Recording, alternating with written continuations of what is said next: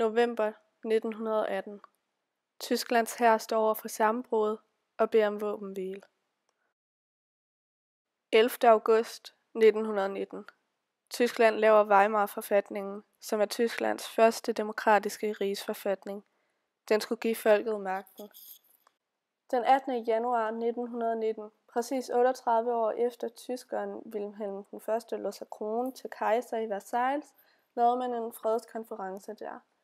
Man lavede nemlig Versailles-traktaten, som var en fredsaftale pålagt Tyskland af sejrsherrerne efter 1. verdenskrig.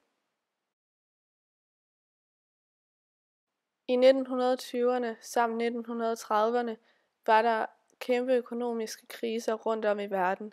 Særligt led Europa af det, og der var Tyskland klart den, der led mest under det.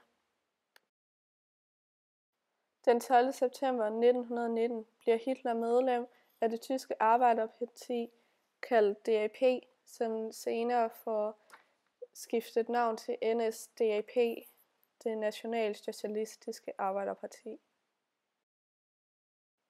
Den 3. december 1920 besluttede de allierede i London, at Tyskland skulle betale for krigen, hvilket fik store konsekvenser senere hen.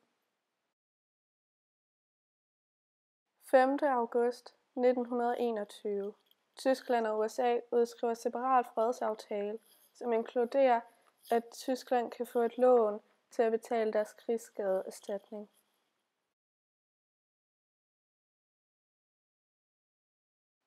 Den 8. til 9. november 1923. Adolf Hitler forsøger at erobre magten i Tyskland, men det mislykkedes. Kuppet kaldes Ølstuekuppet. Han kommer derefter i fængsel, hvor han så udgiver Mein Kampf.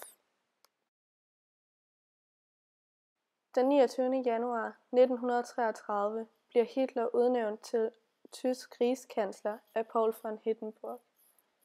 Tyskland bliver dermed et nazistisk etpartssystem.